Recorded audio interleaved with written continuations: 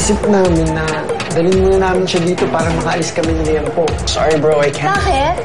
Nursing a broken heart? Please, can you stop pushing the fact na hindi ako okay? Hindi po kami sanay na nagpapa-ospital kung hindi naman malala. Sanay po kami sa pagpapatawas. Kaluluwa ito, nagambala ng kaibigan ninyo. Kailangan nyo mag-alay. Isasabol nyo dugo ng manok sa buong asyenda. Naniniwala ba kayo dyan? If that's what it takes para gumaling si Kim, oo.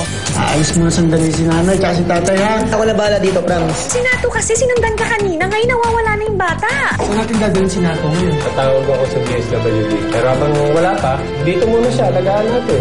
Bakit may dugo yung damit mo? Bagay si Checo. Nagpadugo daw kayo. Hindi ko na matanggap. Dahil sinungaling ang girlfriend ko sa akin. Kung ayaw mo ko kausapin, then don't! Nato! Ito nga to. Ay! Yun na. Gusto niya pala dyan. Right? Nato, ibibigyan na kita ng totoong bola, ha? Huwag ko na pagawin yung ulo ko. Lipat yung hat. Ito pa naman yung ito. Kami, kamusta nga pala yung benta natin? Okay naman po, Dad. Dami pong customers. Lagi naman maraming customer. Good.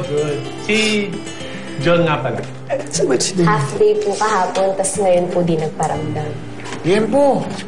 Totoo naman taba eh. Kailangan po bang sabihin? Oo, yan nyo na. Kakausapin ko na lang pag nagkita kami, ha? Chill lang. Nato! Oh, na-miss you ba? Kamusta ka na? Na-appear lang ako. Mommy! Mami! Mansky! Hello. Kamusta na? Anong balita? Mabuti. Ang dami nangyari sa lakad ko. Pero, merong isang napakamalaking balita. Ano po yung Namski? Napaghati-hatian na yung ancestral land ng Papski mo at nakuha na natin yung parte natin. So, ang ibig sabihin po... Mayaman na tayo!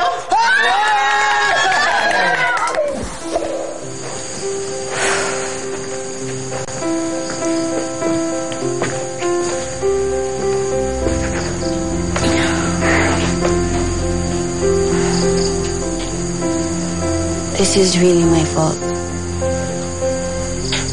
Pero hindi niya talaga ako pinahinggan. After everything we've been through, I can't believe, Kenneth.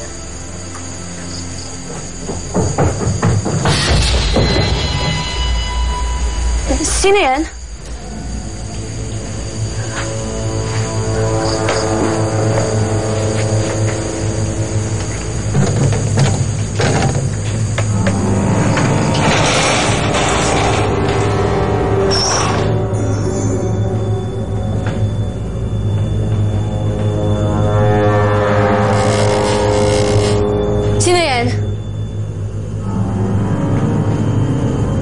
Is anybody here? Kenneth? This is not funny.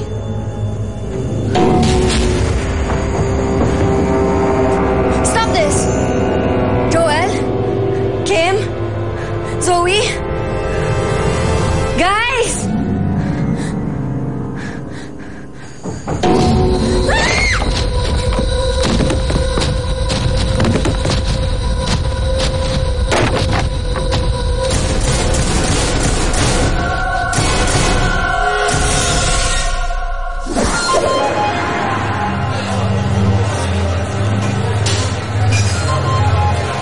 Drinking. Again. It's easier this way.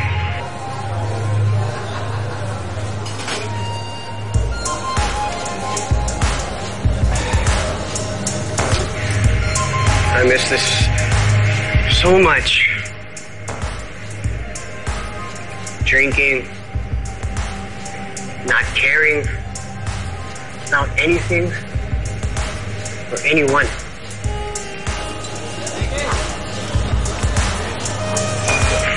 Maybe this is the life for me.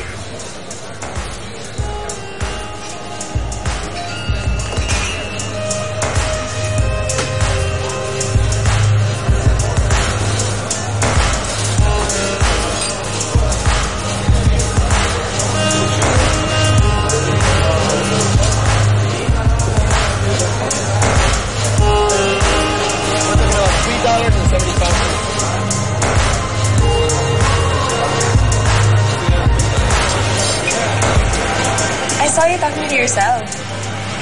Just for a video blog I'm starting. I'm just here if you need anyone to talk to. Trust me. You want to understand. Try me. Want to get out of here? Yeah.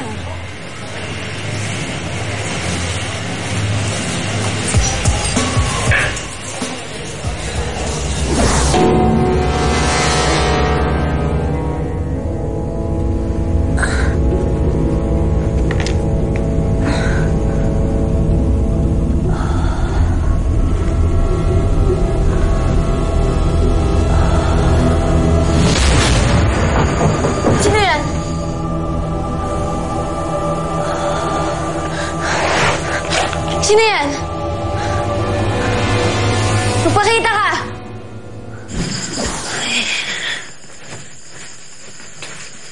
Asan na kaya yun? Oh, ba't nandito kayo? Si Taki, saan? Kenneth, wala pa si Taki. Nahintay na namin eh.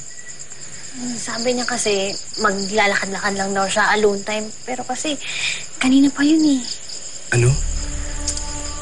Bro, paano kung totoo ang sinasabi ng mga tao dito?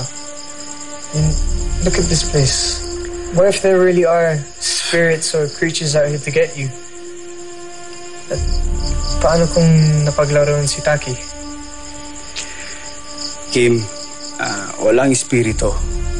Lalo nang wala maglalaro sa mahal ko hanggat nandito ako. Joel, Zoe, maiwan mo na kayo dito sakaling babalik siya. Okay, sige. Kim, hanapin natin si Taki. Tara. Sige ba?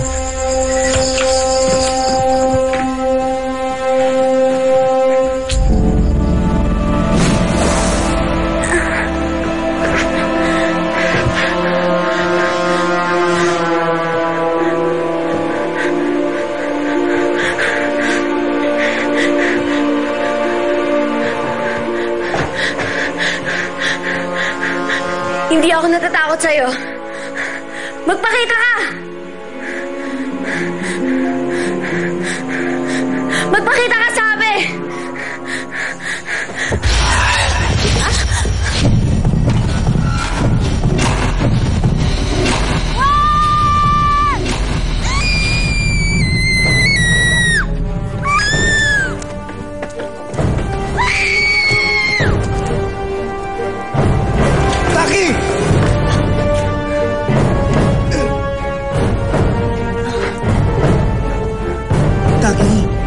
Taki, ano nangyari?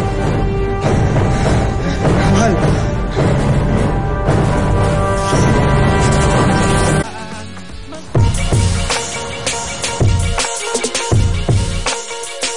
Manananggal ka ba? Kalahati kasi ng puso ko nasa yun eh. Pero lumilipad ka pa sa iba. Hashtag, Masakit Tuesdays.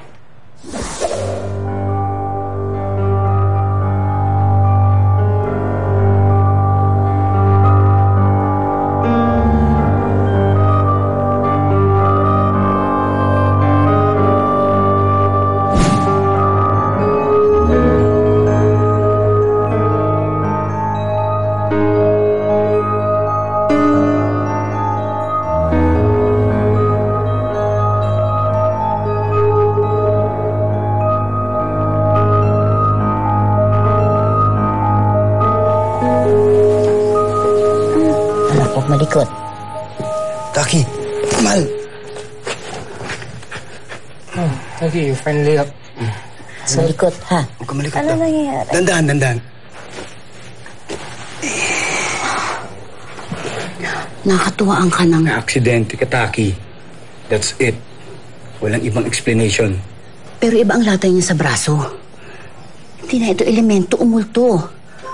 Kapag mayroong dayo, mas lalong lumalakas ang pang-amoy ng ibang nilalang. Kumakalam ang tiyan. Pagkagat ng dilim, gumagala sila. At mula sa mga kamay nila, lumilitaw ang... Mahabang kuko, makintab, at sobrang talas. Siyang mismo. Nakita mo? Nakakakita ka, no? Teka po nakita ang ano?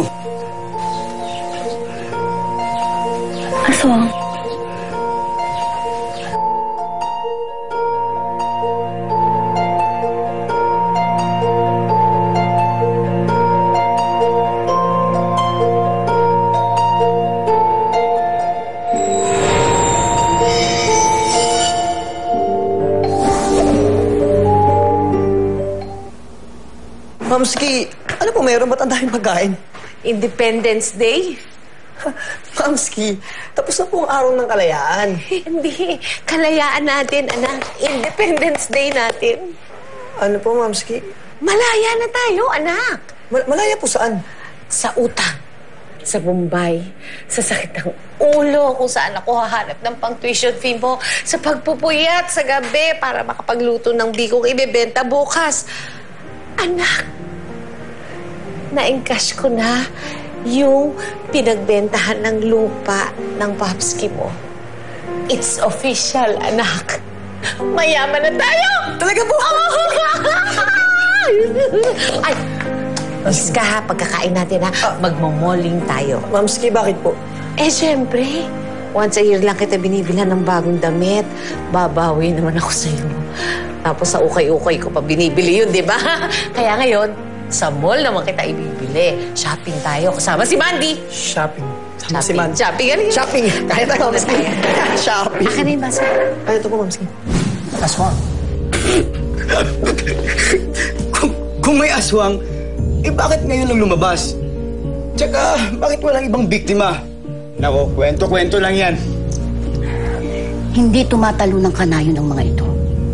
At ang puntirya nila, ang mga dayo.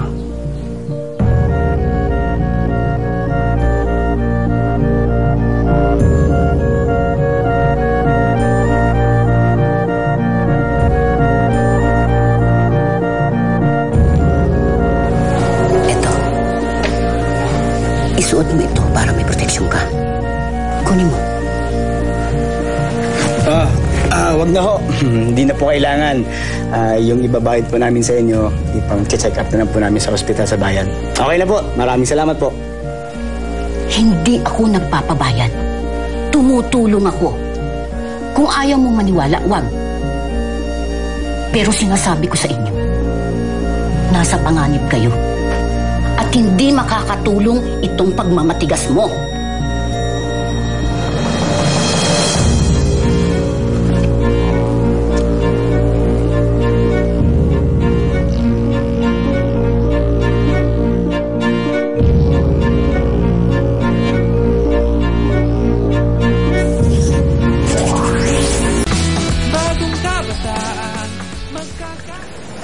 Mahal. Mahal, bawal ako niyan. Diba, piniling ni Aling Acela kay Zoe na bawal ako kumain ng malansa. Malansa yung itlog na yan eh. Mahal pampalakas to.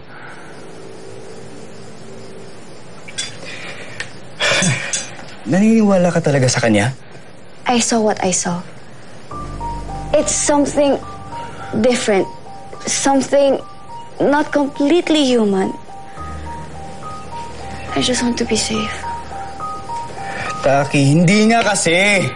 Bakit ang init ang ulo mo? Mahal, sorry. Sobra lang kasi ako nag-alala sa'yo. At kasalanan ko. Napapahamak ka, Mahal. Kung hindi lang tayo nagkatampuhan, hindi ka aalis, hindi ka... Mahal, hindi mo kasalanan to. Wala kang kasalanan. Alam ko, gusto mo akong alagaan. But I can also handle myself. Kailangan mo akong pagkatiwalaan. Kaya, compromise. At ilayo mo sa akin yung itlog na yan. Ay, Mahal. Hindi. Pwera dito. Akala ko ba compromise? Sundin na lang natin yung sinabi ni Aling Acela. Ano, gugutumin mo sarili mo dahil sa sinabi niya? Pero... Taki, look. Sorry. Hindi ko matatanggap na multo, espiritu, o aswang ang umahabol sa'yo. Hindi ko matanggap. Kasi ibig sabihin nung kung yun nga ang dahilan, wala akong magagawa. Hindi ko alam kung paano ka protektahan. Kaya pinipili ko maniwala na tao ang may gawa nito. Hindi ako makakapayag na may mananakit sa'yo.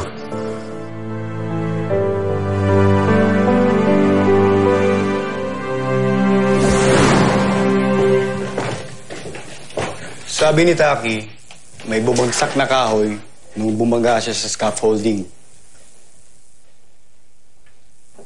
Itong kahoy, galing sa scaffolding. Pero, wala namang saig yung scaffolding eh. Walang panggagalingan yung kahoy.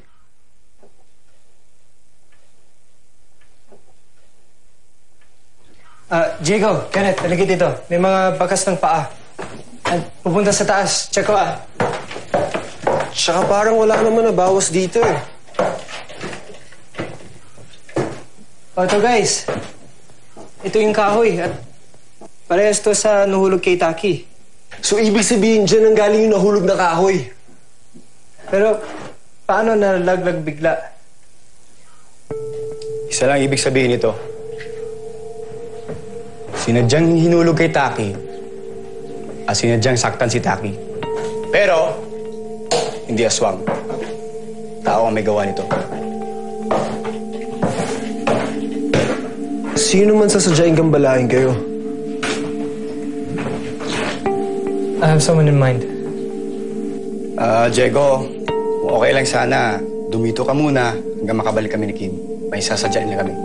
Tara. Sige po.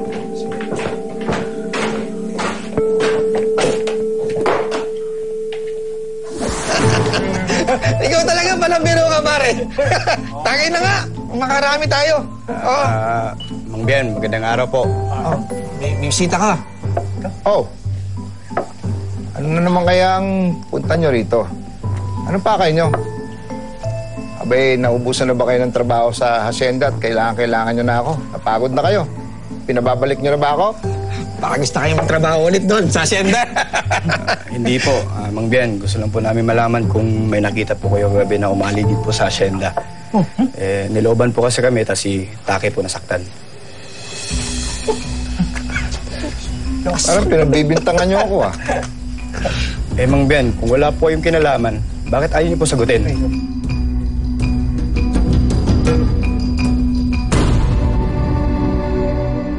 Sumagot ni John. Baka he's working. Or partying.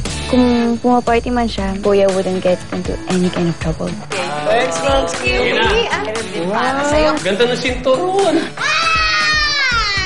May binili po pala ako pasyon. Saan ba yun? Pasko na ba? Kasi napansin ko po na mahilig po kayo sa polo eh. Kailangan niyo na talagang pumunta sa bayan bukas para magpa-check up. Hindi nga ako makakatulong. Baka hindi na tayo umabot sa deadline.